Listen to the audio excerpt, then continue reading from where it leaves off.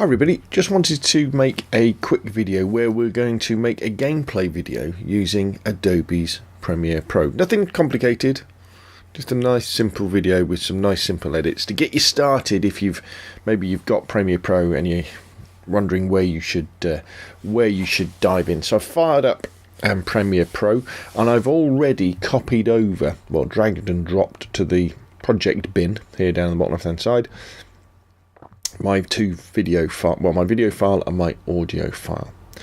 So what I've done is when I recorded my video file, I at the same time in that file recorded the audio from my laptop and then recorded a separate audio file with my Zoom H1, and this enables me to do this trick. Now, don't worry about doing this already. You may just have a simple video file, but if you do have two that have the same audio track on and you want to replace the audio track in the video file with the audio track from a separate recorder, basically you just shift click both clips, right click on the video and create multi-camera source sequence. But don't get hung up on this little bit. It is a little bit more of an advanced technique, but basically I'm just doing this so that we'll then copy this over to the timeline, and then I'll show you how to do some nice simple edits, and then we can obviously upload it to render it and upload it to YouTube.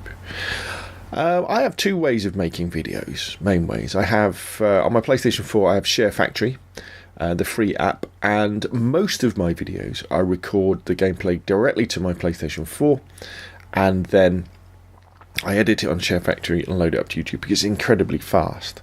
However, for some videos I record the gameplay onto my laptop via my AverMedia LGP Lite game capture card, and then add audio. This tends to be videos that I can't really do on my PlayStation. So things like this, where I can't record on my PlayStation footage of me editing videos on my PlayStation. It won't let me do it at the same time, so I have to record it separately. Also, for example, with the Xbox 360, that doesn't have a built-in DVR, so I use this technique.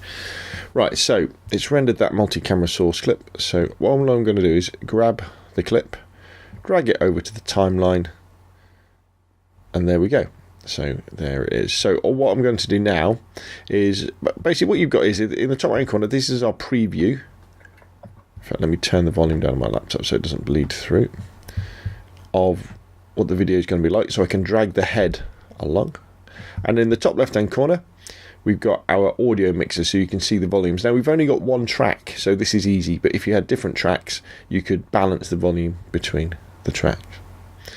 So all I'm going to do now is actually, I will have to turn the volume up a little bit, so I need to hear when it starts. So first thing I'm going to do is I'm just going to play the video to find out where my start point is.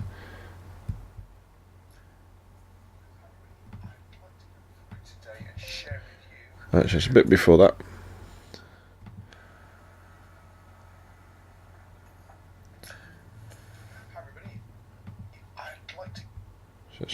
Right, now because I'm not sure where the start point is, I'm just going to click on the zoom button or press Z, and then I'm just going to zoom in and then press V to go back to the pointer. So it's about there. So that's where I put my first cut in. So I press C to bring up the cut tool, or I could click on the razor blade there, and I just click on the timeline on the video, and let's put a cut in there now. So press V to go back. Select this, and then if you right click on the mouse and go ripple delete, that has then shifted the clip right over to the left to start at the beginning of the video. Now I like to have a little fade transition when I go in, so if I double click on there, I've set up my default fade to be a simple like fade. It's not a fade from black, it's a fade from clear basically, but which turns up to a fade from black if there's nothing at the beginning. So I can click that on there. If you haven't got that, what you can do is if you go into effects and go into video transitions and then go into dissolve. Yeah, that's the one. So cross dissolve is the one that I use almost 99% of the time in my videos. It's a simple fade to fade without going to black. And then if you right click that, yeah, set select as a default transition. I'd recommend you do that so that when you double click on cuts, this little square icon here, that becomes your default transition, so it saves you an awful lot of time. So all we do is just press play. I'd like to go through today and share with you, pun intended, the whole process of making. So then I start waffling on. So we're just going to press the magnifying glass, zoom out a little bit. So I press Alt and then click. And we're going to move the video on, see where the end is. So it's there. Click to move the head over here, just play it for a bit. So anyway, then the final bit is to hit share. A little bit further. To do it within Share Factory, because entering text is A little bit further. audio, and that's it really. So if you've got any questions or comments or other aspects of Share Factory and gameplay creation and video editing that you'd like to see, or audio editing, please put them in the comments down below. You can email me, scalespeed@gmail.com. If you enjoyed the video, hit like. If you want to see more of the same, press subscribe. Thank you very much again, and I will see you again soon. So press stop. And I want to get rid of this end bit, so I press C to bring up the razor tool. Click on the timeline there. Press V to bring up my tool again. Select that, hit delete on the keyboard. Now, one thing I should always do as you go along is save. So file, save. And that is a really simple video now. In fact, what I could do is if I just double click on this end, then hit that will give me a fade to black at the end. I will see you again soon. There we go. Oh, one thing I always do actually, let's just go to the end. Just make sure that with the end of the video, the head stops. Like that. Because sometimes when you're doing editing, you might forget about a bit of video that's up near the end. And you'll go to render the video and it'll render all this dark space here, and you'll come to upload it to YouTube and you go, why is this video 20 minutes long? When it shouldn't be. It should only be a few minutes. It's because you've left something up there. So always do a little test to make sure the head finishes, because that's when you know where the end is. Now, what we will do as well, I mean, we could now upload this to YouTube if we wanted to. That would be perfectly fine to upload it to YouTube. Let's just check the beginning. Yeah, that's fine.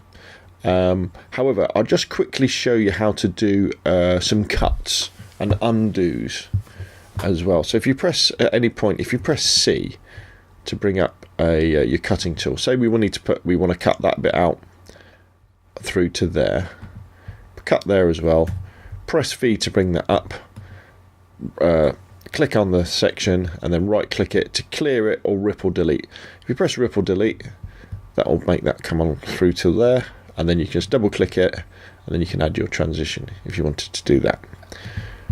Now if you've made a mistake, you obviously go to edit, undo, or you can go to your history down here and you could go backwards that way. Let's undo that, undo that, undo that, and then undo that.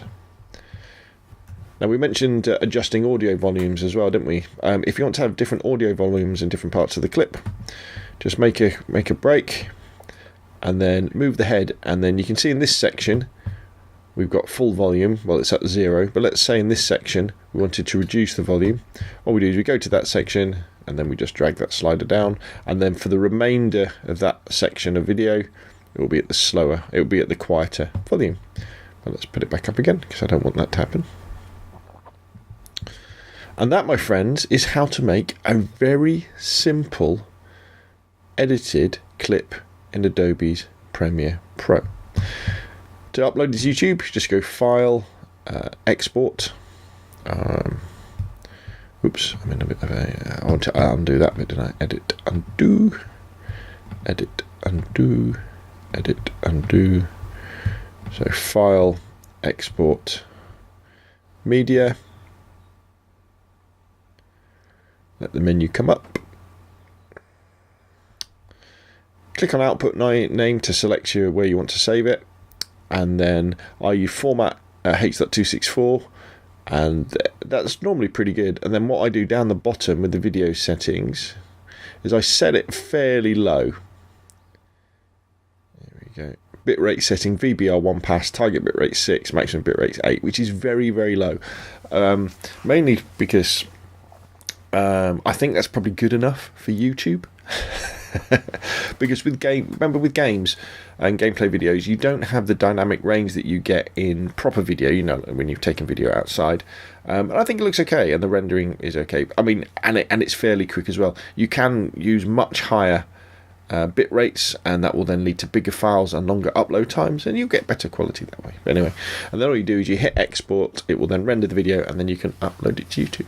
But hopefully that's given you a little bit of help with Premiere Pro. Now, I will do more videos on some of the more advanced parts of editing. I've already done ones on multi-camera sources where you're using different audio, but I'll do ones on creating titles in Premiere Pro as well. However, if you've got specific questions you want answered about editing, whether it be in Premiere Pro or Share Factory or audio editing or anything like that, please put them in the comments down below, or email me at scalespeed@gmail.com, and I'll add them to my list of things to do, and I'll make videos about them.